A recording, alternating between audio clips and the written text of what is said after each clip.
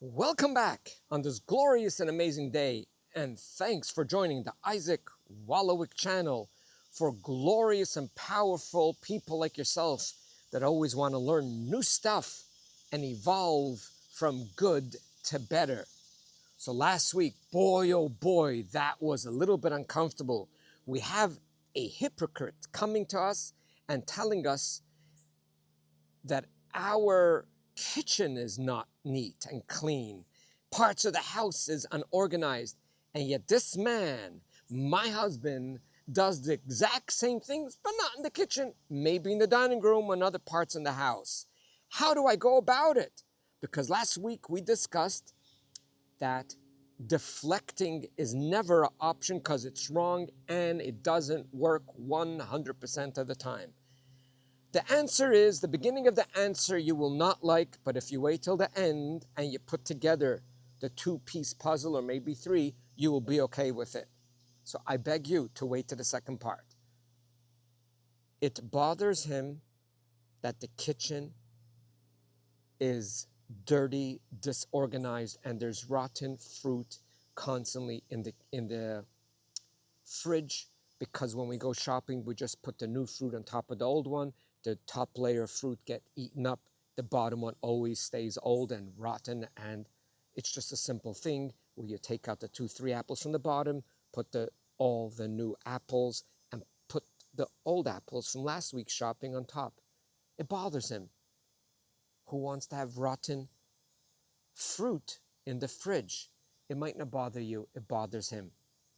Work out with someone or with yourself how to make life easier for yourself and to respect his needs. What? Why should I respect his needs? I'm with you. I'm actually with you. You didn't hear me say, suck it up. I'm with you. So what I do sometimes is some things that are untraditional, but it works. I love to focus on stuff that works. This is what works. You will keep the vanity countertop, the vanity top clear. If it's hard for you, well, I could help. Anyone else could try to help you, or you can help yourself. Whatever he asks you that bothers him, since you're married with another person, not with yourself, that's what we do when we get married. We respect each other's needs. It doesn't bother you, but it bothers him. I promised you I would get to it. I'm getting to it right now. This is the magical method. I might have mentioned it in the past. The way you get to people is not by complaining, not deflecting, and not calling them hypocrite, because it doesn't work. This one does work, not 100% of the time, but you have a chance for it to work. When things are calm and you're having a cup of tea, I always like to corner people, to challenge people with questions. There's a science behind it. I'll give it to you in 1 minute. The moment you complain, knowingly or unknowingly, we put up an emotional wall around us. And we find deflective excuses. We find a million excuses why we are justified, why we are right. When you ask a question, you say, I want to ask you a question. There's 0 walls going up. Unless they know you're going to corner them, a little wall goes up. Even if they know that you're about to corner them, there's something magical about the words, I have a question. I understand that the kitchen, the mess in the kitchen, the rotten fruit or vegetables in the fridge, and the vanity top is something that bothers you. It doesn't bother me, but it bothers you. I am learning, and as you have seen in the last 2 months, there's a change. I noticed that, and I really appreciate it. I have a question for you. What should I do? Like you're asking him for advice. So the trick of psychology is you're putting the ball in his court without even noticing it.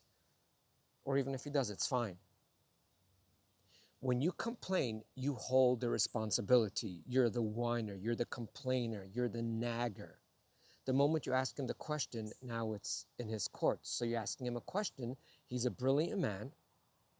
And the question goes, what should I do that your jacket on the back of the chair, the mail all over the house, or the keys or the other things that bother me, My question to you is, what do I do about it? Those things bother me, and apparently I have learned and I've thought about it, and I understand that it doesn't bother you at all. So what should I do? Isn't that interesting? What should I do? Now, because there's no blame, because there's no annoying, you came with such brilliant logic. You basically first validated his feelings that, in our example, we had 3 examples that bothers him. You also, not after 2 days or after 2 weeks, after a month or 2, you showed him how you took action to change those things because it bothers him. And now you're not telling him, number 3, you're not telling him, well, why don't you do what I did? I blah, blah, blah, blah, because that's shame. That's guilt. Those things don't work. And if they work, you're planting seeds of poison, of emotional poison. Those things don't work.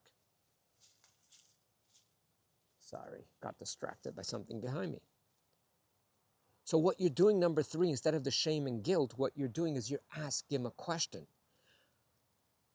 Because I validated you, I changed after 15 years, and now the 3 things that don't bother you bother me. What should I do?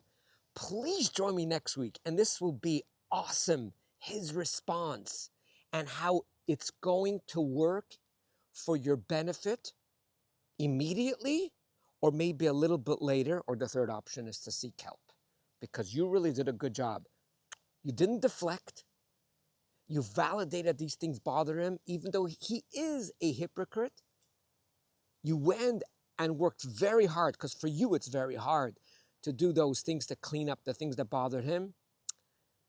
And yeah, I look forward. Thanks for listening. And always do remember that at your core, at our core, we are greater than we think we are.